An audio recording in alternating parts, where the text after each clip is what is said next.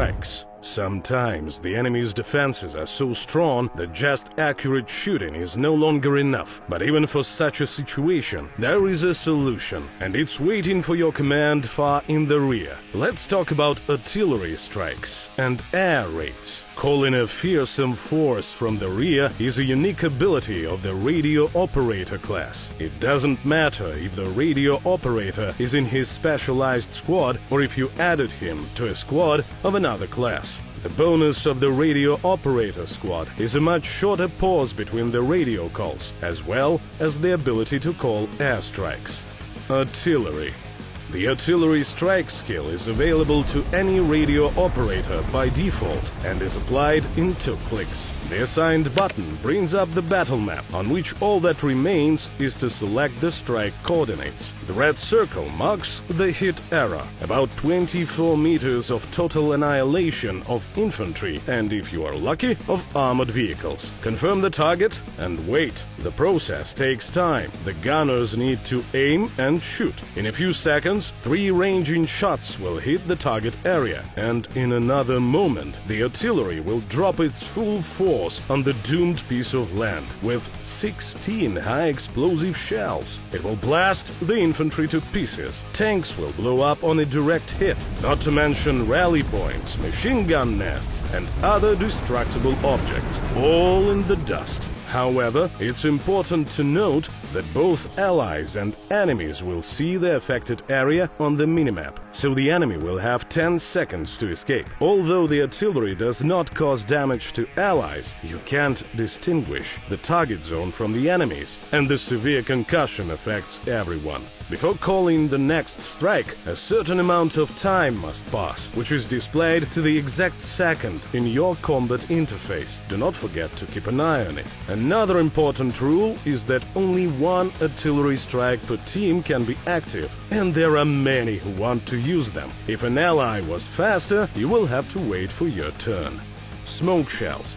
The radio operator in the specialized squad, in addition to the destructive high-explosive barrage, can also call in smoke. Right in the artillery call window, press the Change Shell Type button. Draw a line by moving the cursor after pressing the Call the Strike button, and then confirm it by pressing the button again. In a few seconds, a huge chunk of the battlefield will be enveloped in impenetrable smoke, under the cover of which, for example, you can relatively safely get to a favorable position. There are many possible uses. Say hello to that tank on the hill. Bombers. If artillery is too precise, a formation of 5 bombers can cover a good chunk of the battlefield. And their bombs carry noticeably more explosives than artillery shells, but you have to learn how to use them effectively. Airstrikes are only available to radio operators in the specialized squads and after the appropriate upgrade. Already met the conditions? Change the artillery strikes type in the same artillery call window and be quite impressed with the coverage area. You can't rotate it though. But that's not a problem you need to worry about. The bombers are quite slow. From the moment you call the airstrike until they arrive, a minute and a half will pass. Your opponents will be notified about the coming hell on Earth. Besides, the planes themselves are quite vulnerable. You can chase them with a fighter or shoot them down with anti-aircraft guns. Each destroyed bomber removes its assigned target zone, thereby weakening the effectiveness of the airstrike. But if at least a few from the formation get to their target,